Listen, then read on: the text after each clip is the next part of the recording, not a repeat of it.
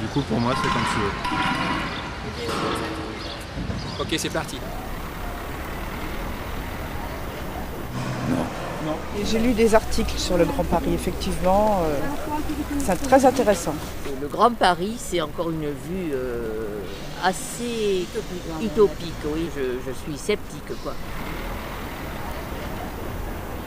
Moi, je voudrais qu'on parle du Grand Paris dans le sens activité, art, cinéma, people, qu'on ne se focalise pas uniquement sur le 16e, le 7e, le 5e, mais vraiment qu'on envisage Paris dans sa globalité et qu'on dépasse un petit peu le périphérique. Ce qui pourrait être mis en place, c'est peut-être des connexions entre justement les différents centres culturels des différentes villes limitrophes à Paris. Nous, on a le théâtre Rudebeuf qui est extraordinaire à Clichy, mais c'est vrai qu'il n'y a pas forcément de connexion sur la création, surtout avec d'autres villes. Je pense à Saint-Ouen par exemple ou à Levallois. Je pense qu'initier les gens à la musique, ça peut être un très bon échange. C'est vrai que la musique, c'est quelque chose de vivant, qui est dansant, qui nous met de très bonne humeur, et je pense que justement favoriser la musique au sein des communautés, ça peut être une bonne chose. Développer plus la banlieue, plus les animations, tout ce qui est théâtre, tout ce qui est toutes ces sorties qu'on a sur Paris qu'on ne trouve pas assez en banlieue. Tout est concentré sur Paris, et oui, c'est dommage, faut développer en banlieue. On est nombreux maintenant en banlieue d'ailleurs.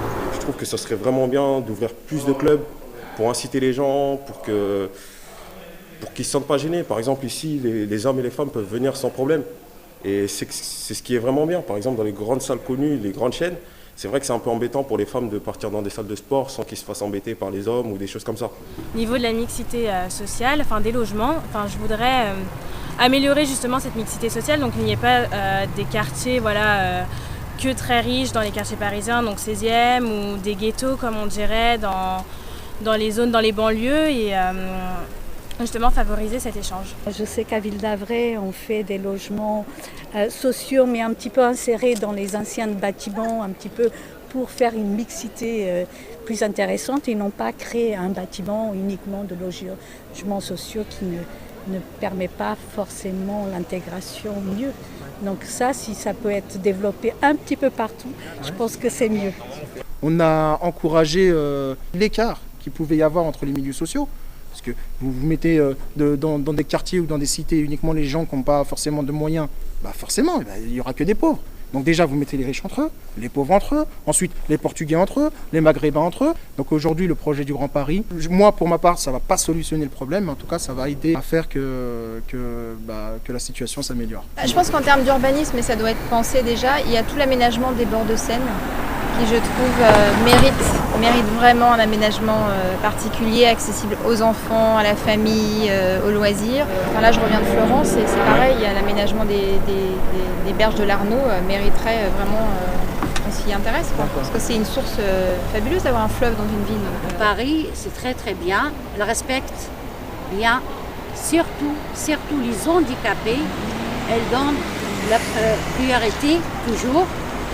Qu'elle soit dans les bus, qu'elle soit dehors, qu'elle soit, je sais pas, dans les cafés, qu'elle soit dans le restaurant, qu'elle soit partout. Comme je pars là-bas, je trouve franchement, j'existe. Comme une femme handicapée, j'existe. Ici, à Bondy, surtout Bondy, toujours je trouve problème. Toujours. C'est pas adapté du tout. Alors l'idée, nous, à Clichy, c'est de mettre en place des nouvelles technologies, des applications pour faciliter la vie des citoyens. Et typiquement, là, ma famille est venue et en termes de parking, on ne sait jamais où il y a des places de parking dans le Grand Paris, du coup, parce qu'on est limitrophe à Paris.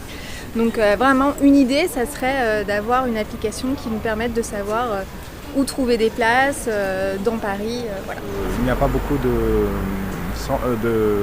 structures qui apportent de l'aide aux gens qui sont vraiment dans le besoin. Là, par exemple, je pense à faire un restaurant social, par exemple, quelque chose parce qu'on voit beaucoup de gens qui sont dans la rue. Et maintenant, avec la crise des réfugiés qui font un peu la manche à côté du périphérique, etc.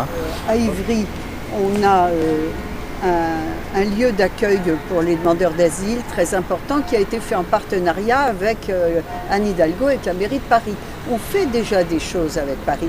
Alors, moi, je ne vois pas, par exemple, ce que Ivry va pouvoir faire avec des communes de l'ouest parisien où ils n'ont absolument pas du tout les mêmes préoccupations que nous. Moi, je ne vois pas du tout comment on va pouvoir mutualiser avec des choses avec Neuilly-sur-Seine. Je ne vois pas. Voilà. Pour moi, la seule idée qui me tient à cœur pour améliorer le quotidien des citoyens, ce serait, comme par exemple, quelque chose de principal, c'est une idée, comme tout autre, d'organiser des référendums tous les mois, ou même tous les 2 mois, pour avoir vraiment l'avis du citoyen, pour savoir ce qu'il demande comme amélioration pour son quotidien. Ouais, il y a beaucoup de choses à améliorer. Il faut qu'il décide, soit il supprime, je dirais, les départements, soit et faire qu'une région du Grand Paris pour qu'il n'y ait qu'une seule autorité et non plus, c'est redondant si vous voulez, la commune, le département, la région, le canton, c'est beaucoup trop. Alors regardez les fonctionnaires territoriaux, on a en fait avec toutes ces structures intermédiaires, on a je dirais multiplié par 3 ou par 4 les fonctionnaires territoriaux. Or on n'en a pas besoin, si vous comparez par rapport à l'Allemagne a beaucoup moins de fonctionnaires qu'en France et ils sont combien 20 millions de plus. Concernant l'accueil des étrangers, moi je trouve que c'était pas mal. Par contre c'était mon problème, mon grand problème c'était dans la préfecture. Et prennent beaucoup de temps pour gérer les dossiers et tout ça. Et même pour les étudiants, j'ai pris presque 1 an pour avoir ma carte de séjour et ça m'a trop embêté. Et ça m'a fait plus des difficultés parce que j'en pouvais pas travailler sans ma carte de séjour et tout ça. Du coup, j'ai eu un vrai mal pour faire mes études pour la première année. Moi, dans le cadre de mon travail, je reçois des gens qui font des demandes de place en crèche et c'est vraiment très compliqué. On sait qu'il n'y aura pas beaucoup de chances d'aboutissement. Ça fait partie des priorités dans la vie pour continuer de travailler, pour qu'une carrière, une mère de famille puisse continuer sa carrière professionnelle sans la mettre entre parenthèses parce qu'elle a mis au monde un enfant. Tout ça, ce sont des sujets d'actualité qui sont, je pense, dans tout le Grand Paris et la région parisienne, qui s'avèrent identiques à Clichy. Ça, c'est évident. Au niveau éducation, école, je déplore la fermeture des classes. Comme beaucoup d'autres, il est qu'en maternelle, il passe en CP seulement là, mais il y a déjà des fermetures de classes. À 4 ans, il se retrouve à plus de 30 par classe. Il n'y a pas suffisamment de lits pour que tous les petits fassent la sieste en première et deuxième section. C'est extrêmement malheureux. Au niveau de la sécurité, pendant la cour de récré, c'est pareil. C'est pas trop ça parce qu'il n'y a pas suffisamment d'adultes pour surveiller cette quantité d'enfants. Et pourtant, il est dans une bonne école. Donc il y a quelque chose à faire à ce niveau-là. Et la qualité de vie passe par l'éducation de toute façon, donc on ne peut pas y échapper et c'est par là qu'il faut commencer certainement. Alors je ne dis pas que les enseignants ne font pas leur travail, ils le font très bien et on les encourage à continuer, mais on sent que les personnes au-dessus, justement, au-dessus des enseignants, parfois leur disent oui, non, ce qui compte c'est de faire le programme. À l'enseignant, il se dit bon, j'étais resté sur de la qualité, mais apparemment on m'oblige à faire de la quantité, c'est-à-dire simplement finir le programme. Et de savoir que les enfants vont assimiler tout le programme, ça non. C'est juste, voilà, tu respectes le programme. Il faut quand même s'assurer que l'enfant, il a tout assimilé. Parce que si c'est pour qu'il arrive en fin de CP, on le fait passer quand même en CE1, mais qu'il a retenu que 50% du programme, plus ça va aller en avant, et moins il y aura de résidus sur l'enseignement, et c'est ce qu'il aura retenu. Et ça, c'est un point de vue très de personne qui est dans l'université, c'est d'augmenter en fait la collaboration entre les universités pour permettre à ce que tout le monde ait accès à à la formation qui l'intéresse, proximité de chez lui. Par exemple, aujourd'hui, la psychologie est présente dans très peu d'universités. Par exemple, elle n'est pas à Créteil, et si on veut faire psychologie, on est souvent obligé de traverser l'Île-de-France pour aller sur le site d'une autre université. Ce qui peut être intéressant avec le Grand Paris, c'est de permettre la collaboration entre les universités du Grand Paris pour que, par exemple, comme c'est le cas avec la médecine, que les cours qui sont donnés par une université, par exemple l'université de Saint-Denis, soient retransmis sur le site de Créteil. C'est le cas par exemple en médecine. Les cours de médecine Créteil pour la première année sont retransmis à Marne-la-Vallée. Le Grand Paris, je pense, pourrait généraliser ce genre de choses. Et moi, je fais partie d'un comité de quartier et nous sommes un groupe de personnes qui commençons à avoir une grande avance en âge et on aimerait bien avoir des jeunes qui viennent se joindre à nous pour essayer de faire évoluer les choses dans le quartier et qu'il y ait un petit peu de jeunesse. Finalement, on est très collé à Paris. mais qui les habitants de cette ville sont parfois aussi déconnectés. Et il manque juste un petit quelque chose pour faire qu'ils se sentent plus reliés, peut-être en effet de plus irriguer certains quartiers qui vivent en difficulté alors qu'ils sont finalement à 2 pas de Paris. Ça peut être par la culture en effet ou par le commerce aussi tout simplement parce que ça manque aussi de commerce. Par exemple, je prends l'exemple de Bondy, il y a beaucoup de jeunes qui ont des idées et tout, mais qui se sentent un peu isolés, donc il n'y a pas grand chose qui se fait par rapport aux startups. On voit sur Paris, il y a des financements, des encadreurs et tout, des incubateurs et tout, mais à Bondy c'est vraiment pas le cas. Moi une fois je suis allé voir une banque pour un projet de start-up et c'était un peu bizarre. Le conseiller m'a dit voilà, c'est la première fois qu'on reçoit un jeune qui nous demande un financement pour un start-up. Pour nous, d'habitude, c'est un restaurant, c'est un kebab, c'est un taxi, c'est quelque chose comme ça. Mais start-up dans le domaine numérique, c'est un peu peu. Donc voilà, moi je crois qu'il faut vraiment avoir de plus en plus d'événements autour de ça. Il faut que des fonds d'investissement, des sociétés qui financent des startups qui viennent ici vers les gens parce qu'il y a vraiment du potentiel et il y a vraiment des gens qui ont beaucoup d'idées. Il y a un souci, c'est sur les moyens de transport. Il n'y a qu'une seule ligne de métro, ce qui est une des plus bourrées de Paris en fin de compte, où il y a énormément de monde. On a un tramway qui est quand même à l'extérieur, qui nécessite, pour certains de la marche à pied quand il fait pas beau, c'est pas trop top. C'est vrai que sur les transports à Coubon, il n'y a pas grand chose. Déjà qu'on est à 3/4 d'heure d'une gare. Donc c'est vrai que si on pourrait faire un truc un peu plus rapide pour accéder aux gares, tout ça. Les bus, ils s'arrêtent assez tôt pour les lignes directes ici. Sinon, il faut compter presque 1 heure le soir pour rentrer à partir de 22h30 du Raincy à ici. Donc ça fait un peu loin. En plus, après, il n'y a aucun autre petit lien. Alors qu'ils s'arrêtent sur Clichy, Montfermé et tout ça, mais pas sur Coubon. Pareil pour le tramway il va à Clichy-Montfermeil, mais plus proche de Coubon, il n'y aura pas. Donc c'est bien d'être une petite ville parce qu'on est à la campagne, on est tranquille et tout, mais pour le reste, c'est un peu plus compliqué si on n'est pas véhiculé, quoi. Au niveau des transports, le matin, je mets 1 heure pour aller de Bondy à Montrouge, et le soir, je mets 1h30. Et de base, j'étais sur Paris, je mettais 45 minutes, que ça soit le matin ou le soir. Des RER directs, ça serait génial. Et plus au niveau des bus, j'attends 10 minutes le bus en banlieue, alors que sur Paris, c'était 3 à 5 minutes. Donc il y a une différence entre Paris même et la banlieue. Alors moi, je suis de Vitry et je vais travailler sur Fontenay.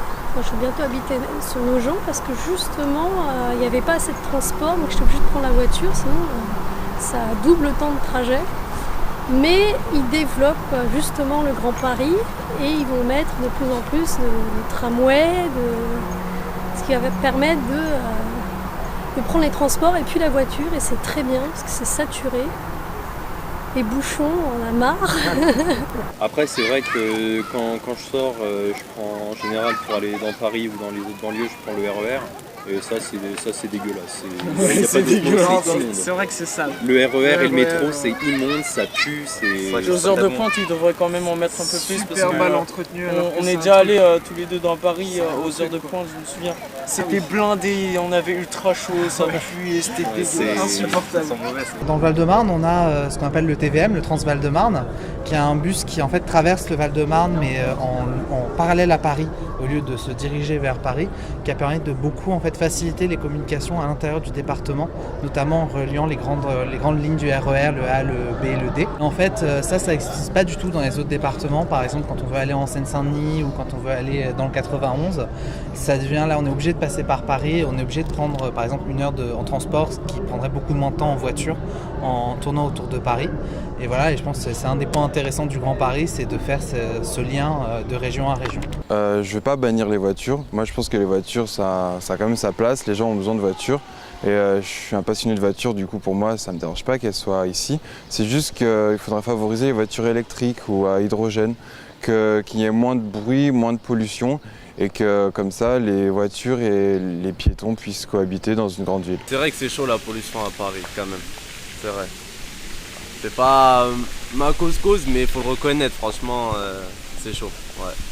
On la sent bien, surtout l'été en plein Paris. Il y a des voitures, je comprends pas, du reste la police, qu'est-ce qu'elle fait? Il y a des voitures qui dégagent, des nuages noirs quand ils décollent, quand ils roulent, c'est vrai. Bah oui, il y a un problème. Mais on aurait peut-être dû s'en occuper peut-être il y a longtemps de tout ça. Tous ces problèmes actuellement, on les ignore, on les découvre, mais ça fait longtemps qu'on se doutait que... Et maintenant, bah oui, on se rend compte que des voitures polluent, que tout le monde a une voiture. À partir du moment où on n'est pas encore tombé malade, où on n'a pas encore les conséquences de la pollution sur notre santé, eh bien on ne s'implique pas ou on s'investit pas. Pour nous, ça reste abstrait en fait. C'est-à-dire que ça deviendra concret que quand je serai concerné. Donc j'imagine qu'il ne faut pas attendre de tomber malade ou d'avoir un problème au niveau respiratoire ou des poumons pour se dire ah oui, la pollution, c'est difficile de sensibiliser les gens à s'investir et à agir quand ils ne sont pas justement concernés. Je ne suis pas professionnel en géopolitique, mais je sais par exemple que chaque pays, ou je ne sais pas si c'est des pays ou des régions dans le monde, qui ont un droit ou entre guillemets une capacité de pollution, de polluer. Et je crois même qu'il est même possible de racheter la possibilité de polluer à tel pays qui, elle, n'a pas d'usine et forcément ne pollue pas. Donc, voilà pourquoi ces gens qui sont là à dire oui, il faut lutter contre la pollution, c'est eux qui sont déjà en première ligne et qui sont capables de lutter contre la pollution. Nous, on est là simplement pour suivre et éventuellement les soutenir dans la lutte contre la pollution. Malgré la pollution, j'utilise la voiture. On demande à vivre mieux et je pollue davantage pour, au quotidien, jour après jour, vivre mieux mes déplacements. Donc c'est complètement paradoxal et insensé. Et les politiques, d'une façon très générale, ne mettent pas en place suffisamment de moyens pour qu'on puisse vivre mieux au niveau de la santé et au niveau de la facilité de vie quotidienne.